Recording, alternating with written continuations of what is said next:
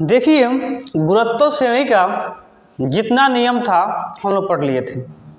आज previous year में आए हुए कुछ क्वेश्चन को देख लेते हैं। देखिए, आए हुए प्रश्नों की श्रृंखला में पहला प्रश्न है, कह रहा है कि 3, 6, 12, 24 में पांचवा पद ज्ञात कीजिए। क्या पूछ रहा है? पांचवा पद ज्ञात कीजिए। ध्यान दीजिए, इसके लिए हमने एक फार्मूला बताया। वो फार्मूला था कि Tn is equal to AR पर घात कितना n-1। ए क्या होता था? तो पहला पद अर्थात 3 होता था। आर मतलब क्या होता था? सर्वांतर होता था। कितने का सर्वांतर है? 2 का सर्वांतर है, तो आर का मान 2 हो गया। आर का मान क्या हो गया? 2 हो गया। एन क्या था? पद कितने पूछ रहे हैं? 5। तो हम डायरेक्ट करने की बात करें तो 5 में से 1 चला जाएगा, क्या हो जाएगा? 4। या चलिए एक स्टेप बढ़ा ही देते हैं हम। एन का मान कितना है? 5। 5 में से 1 चला जाएगा, यहाँ क्या हो जाएगा? 3 इंटू 2 पे घात कितना? 4। तो 3 इंटू 2 पे 4 का मतलब क्या होता है? 16। 16 तो यहाँ कितना होता है? 48। अर्थात कितना?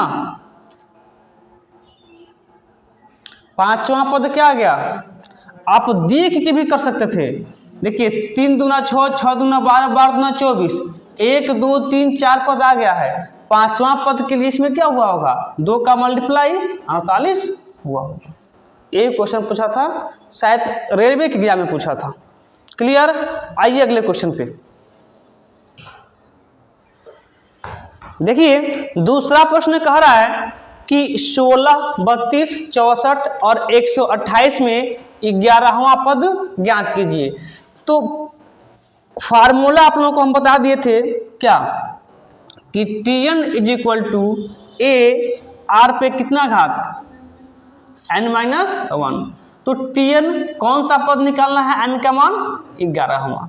A का मान कितना है? पहला पद 16 इंटू R का मान कितना है? देखिए, सर्वांतर 2 पे कितना? n का मान कितना है? 11।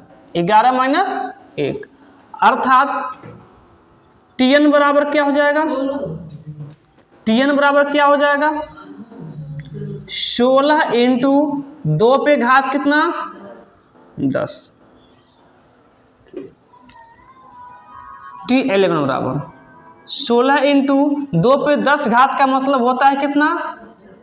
गुणा कर लीजिएगा, जो होगा आपका क्या हो जाएगा? आंसर आ जाएगा। क्लियर? आगे चलें। चलिए,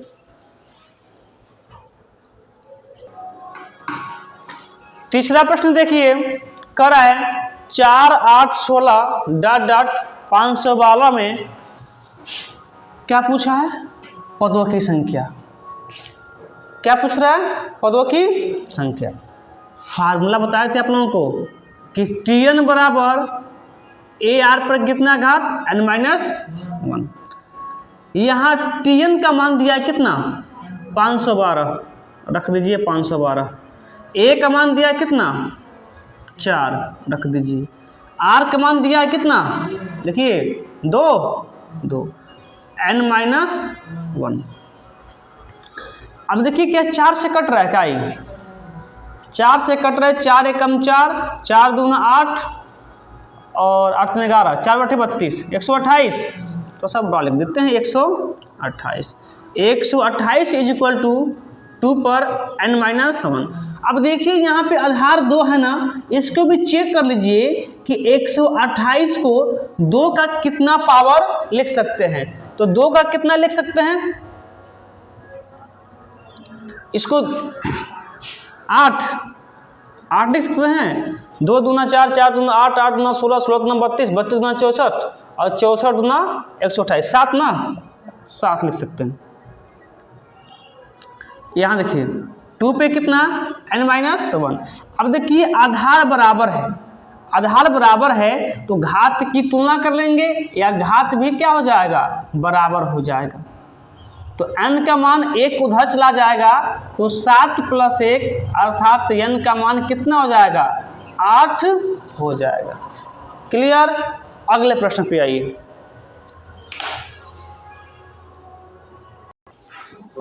देखिए प्रश्न नंबर 4 यूपीएसआई में आया हुआ प्रश्न था। कह रहा है कि 1/5 प्लस 1/5 का होल स्क्वायर प्लस 1/5 का होल क्यूब ऐसे ऐसे n पदों तक का योगफल ज्ञात कीजिए, और ऑप्शन भी आपके समक्ष रखा गया है। ऑप्शन यही था। ध्यान दीजिएगा, जब कभी भी ऐसे प्रश्न आए n पदों तक का योगफल ज्ञात करने के लिए बात करें तो आप अपने मर्जी से n का मान 1, 2, 3 कुछ भी रख सकते हैं। जब n का मान 1 रखेंगे तो केवल एक पद जोड़िएगा, जब n का मान 2 रखेंगे तो 2 पद तक को जोड़िएगा, n का मान 3 रखेंगे तो 3 पद तक को जोड़िएगा। आप जैसे आसान इसको कर सकें वैसे कर लीजिएगा। मुझे बताइए, n का मान 1 रखना आसान है कि n का मान 2 रखना आसान है? 1 रखना आसान है। चलिए हम 1 रख के चेक कर रहे हैं, आप लोग 2 रख के चेक कर लीजिएगा। 2 को रखेंगे तो क्या करना पड़ेगा, आपको इन दोनों को प्लस करना पड़ेगा। हम 1 रखेंगे तो केवल इसी से लेके चलेंगे। यदि हम n का मान 1 रखें, n का मान 1 रखें तो n का मान 1 रखने पर मान क्या आ जाएगा, पहला ही पद। n का मान 1 मतलब क्या, पहला पद, और पहला पद क्या है, 1/5 है ना। अब n का मान चारों विकल्प में रखिए।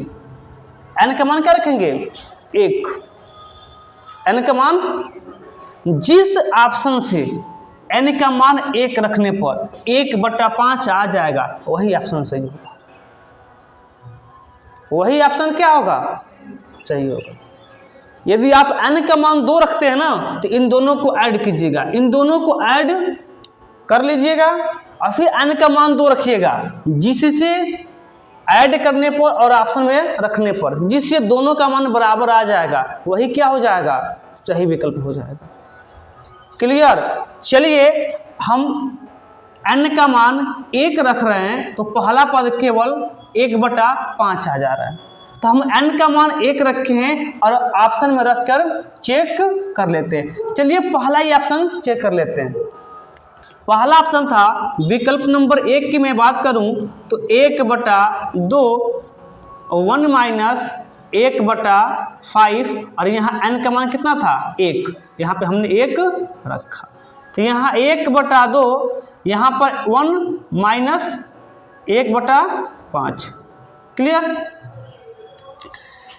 5 एकम 5, 5 में से गया 4, यानी कि 1/2 गुणे कितना, 4/5 कट गया, 2/5 आ गया।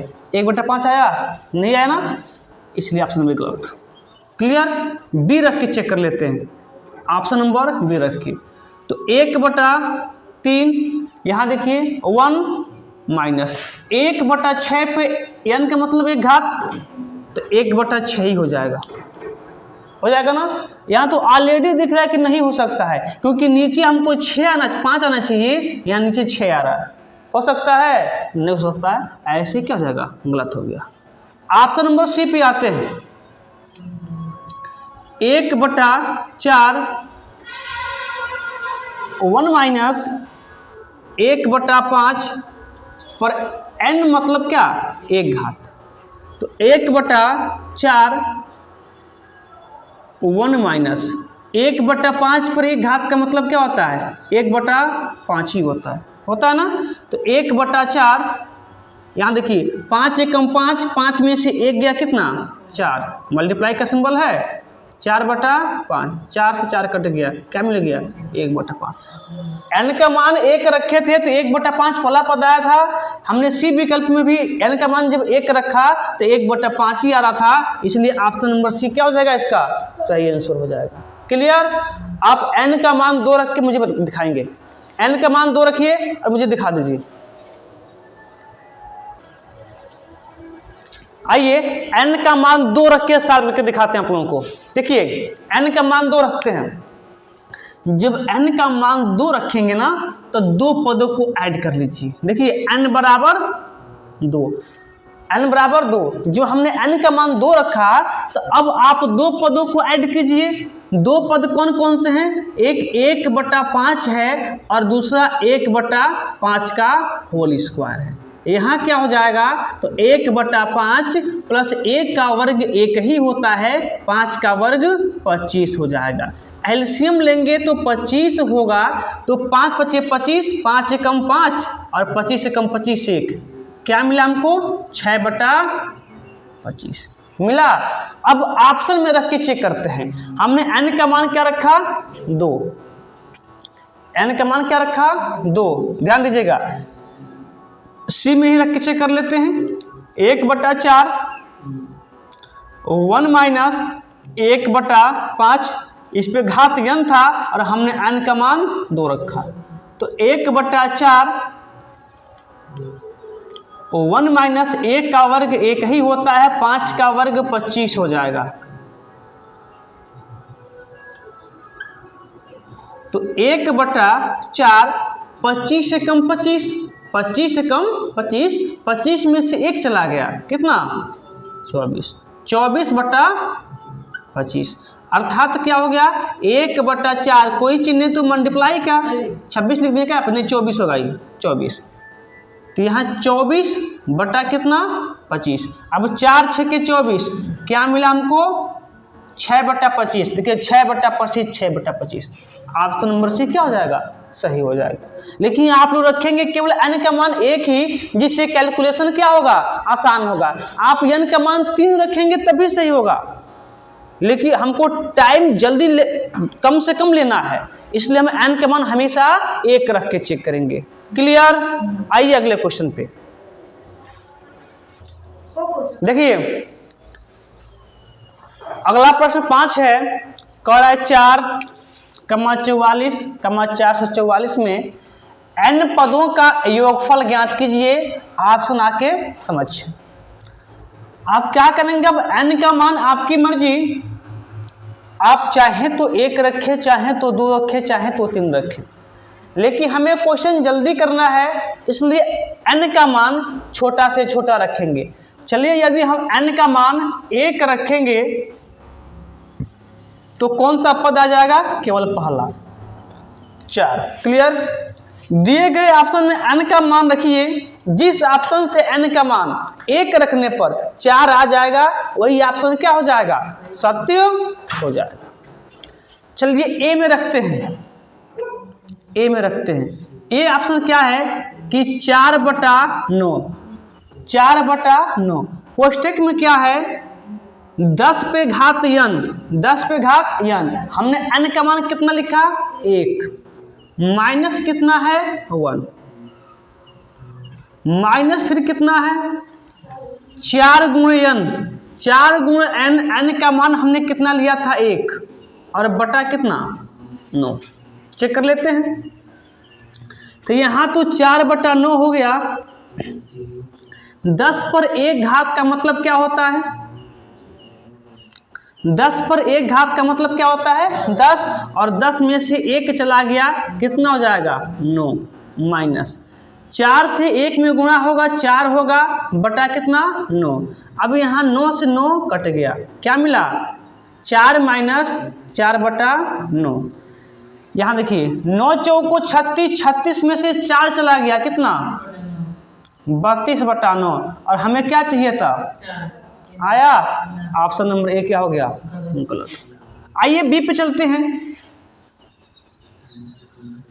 बी नंबर ऑप्शन कर रहा है 40/81। चलिए 40/81। कोष्टक में 10 पे घात n, n का मतलब कितना? 1, माइनस 1, माइनस 4 × n का मान कितना? 1, बटा कितना? 40 बटा कितना? 81। यहाँ 10 पे घात 1 का मतलब 10 माइनस 1 कितना हो जाएगा? 9 हो जाएगा। यहाँ माइनस देखिए 4 बटा कितना? 9, काटिए देखिए 9 × 9 = 81। क्या बचा यहाँ पे, यहाँ लिखते हैं 40/9 माइनस कितना 4/9। जब हर बराबर होता है तो जो भी चिन्ह यहाँ होता है, जोड़ का होता है तो अंशों को जोड़ लेते हैं, माइनस का होता है तो अंशों को घटा लेते हैं। यहाँ 40 में से 4 चला गया, कितना होगा 36/9।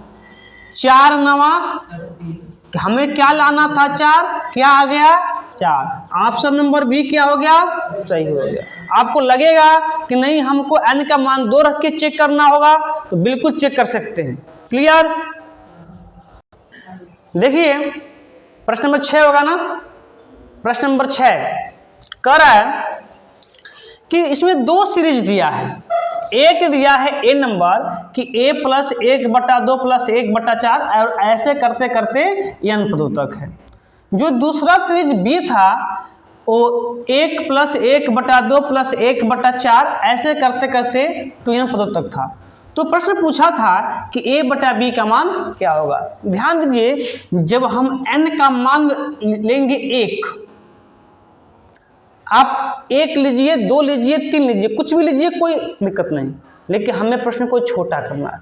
छोटा 1 से होगा कि 4 से होगा, 1 से होगा। तो n का मान क्यों ना हम 1 रखें। यदि हम n का मान 1 रखेंगे तो मान क्या आएगा, यहाँ पे 1 आएगा। यहाँ पर भी n का मान 1 रखेंगे तो क्या हो जाएगा, 2 × 2 2 हो जाएगा ना। तो हमें इसका दूसरा पद लेना होगा। क्लियर नया होगा ना। तो यहाँ क्या होगा, दूसरा पद 2 × 2 2 × 1 3, अर्थात जो a का मान है वो कितना मिल जाएगा 1, और जो b का मान है वो कितना मिल जाएगा 1 + 1/2। तो 2 × 2 2 × 1 3, कितना मिल जाएगा